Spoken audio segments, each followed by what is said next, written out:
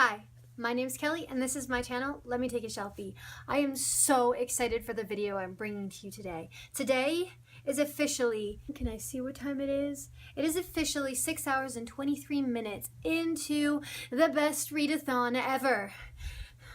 And I may be biased, because October is like one of my all-time favorite months, because in it is one of the best holidays ever, and that is Halloween. Man, guys, I love to dress up. If there is an excuse to dress up, it is like I am there. I love Halloween and free candy. I mean, come on. How can you not love that holiday? So when you have the best month with the best holiday, with the best like time of year, what comes next but the best book readathon ever? Right, Navi?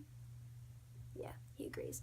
And that is Spookathon! Alright, and during Spookathon, the goal is to read spooky books, I guess. It was started by Books and Lala and some other people who I haven't watched yet, which I guess I should probably go and check those people out. But they created a readathon that is from today, October the 16th, until the 22nd, and it ends at 11:59 p.m. I suppose, wherever you are on the 22nd, and it started last night, same time. And so today I really just wanted to come to you because I know I forget to do TBRs like all the time, and I wanted to kind of lock in what I'm reading for these challenges, and I wanted to share those with you. Are you ready?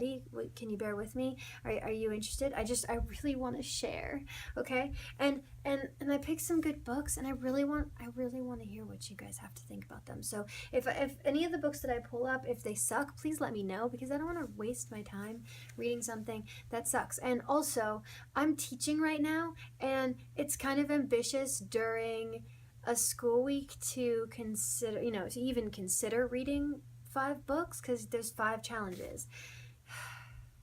I don't know. But at least there's only 5 challenges. There could be 7, and I guess maybe 6 challenges if you count reading the group book, but I'm not reading the group book because I don't have it.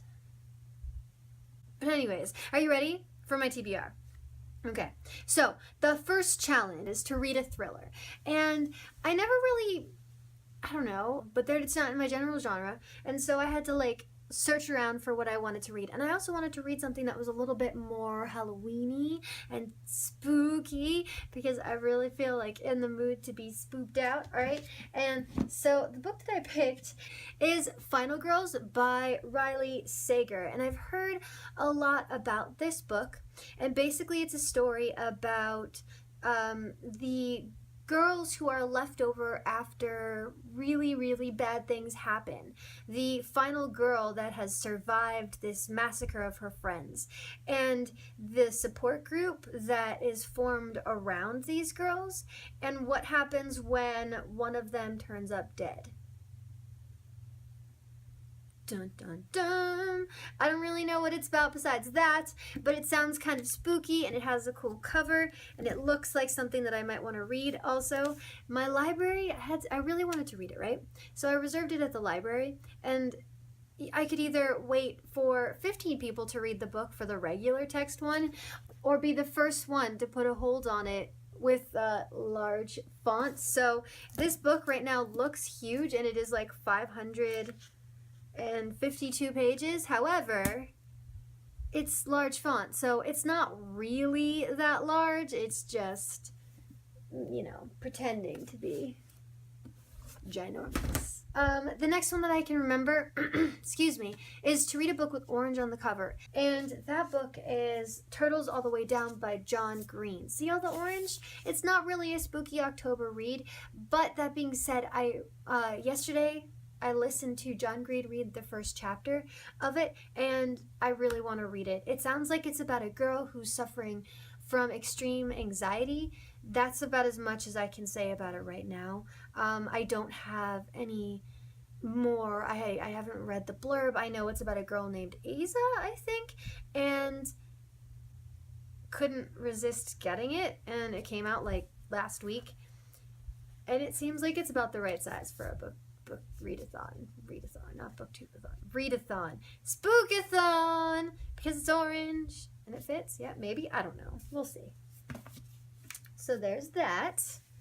And the next one, it was read a book that is about a childhood fear that you had. And when I was a little kid, I went through this phase where I honestly believed that my parents didn't love me, that they just like kept me for some reason because they had to. I don't know where that came from. I think it's a common phase, but it was a thing. And so the book that I picked for this is Unwind. Yes, I haven't read Unwind. And if you don't know, Unwind is a dystopian story where in the world that they live in, they have basically banned abortion.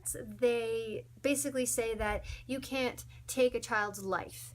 However, they've come up with a way of twisting that so that as long as your tissue is alive, then you are alive. So there comes a point in time when you reach a certain age, I don't know what age it is, but your parents can decide whether or not you're a valuable member of society or whether or not you need to be unwound. And if you're unwound, they basically harvest your body parts and put them into people who need them. So can you see how it kind of ties with that whole, like, do my parents love me kind of fear? Maybe. I don't know. It sounds spooky. It sounds fitting, and that's been way too long. I need to read that. So the next one is a book with a spooky setting. And the book with the spooky setting that I'm picking is The Call by Peter O'Guilin. And, Unwind is by Neil Shusterman, if I didn't say that. But this one, I have started reading. I've read the first 18 pages, okay? 18 pages, it's not that much. But this one is so creepy. It's basically a story where I guess it's supposed to take place either in an alternative present or in like the sort of semi-distant future when the Sidhe, they are the fairies from Irish folklore. They have basically just taken out like a revenge pact on all of the Irish citizens and are using all of their time to eradicate them. I don't know what the Irish did. I haven't gotten that far. I've only read 18 pages, guys. But basically, the call is a thing that happens to every single individual of this community. And at some point in time, after the age of 10, you get called. And not like called, but you just disappear. And you get called to another realm, the realm where the Sidhe live. And you have 3 minutes and 4 seconds in real time, in the real world time, otherwise known as a day in their realm, and to survive. And most people don't. It's like 1 in 25 survive or something like that, and that's a really low number, which means that there's very few kids and they basically spend their early lives training, and it's spooky, and someone already got called and it was scary, and this one's gonna be rough for me, but can you see spooky setting? Like, you can just be called at any time. You could be talking, and then I could just disappear, and then 3 minutes and 4 seconds later I would reappear, and most likely I would not have survived. So that's on the list. And then the last one is to pick a book with a spooky word in the title.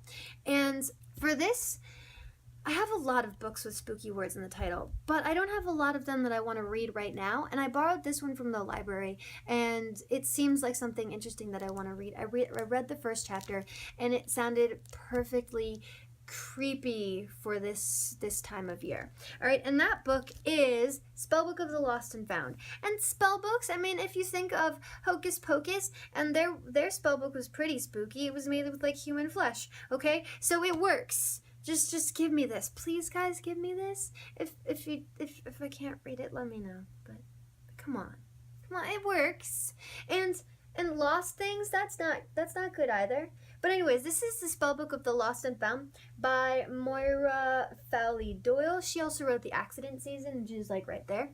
And this is a book where I don't know. It's so weird because it's basically a story where something happens, and after that that something happens later that day. It's like everyone has lost something, but they just don't know that they've lost something yet, and then they start realizing that they've lost something. But while they realize that they've lost something, these girls find something, and what they find are pages out of a spell book, and that's about as much as I know about it, but it sounds creepy. And right now I'm guessing that one of the lost things is a friend, and that's not good.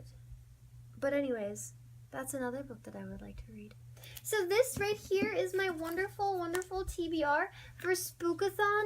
I probably will not read all 5 because I'm teaching for 5 of these days. However, I am an English teacher, and luckily enough for me, I get to read during SSR when the kids are reading, which is great. But I also kind of have to be making sure that they're reading and conversing with them and doing things with them and all of that. So how much I get read during that time, I don't know. We'll see. I just am hoping for the best. Let me know what your TBRs are down below, and if you made a TBR video, let me know as well so I can go and check it out. And which books do you think that I should be reading first? And let me know if you've read any of these, because honestly, I would like to know if any of these are good and if I should keep reading them. All right? Awesome. Wish me luck, guys. Enjoy your spookathons and stay safe. Don't get eaten by the monsters. Bye.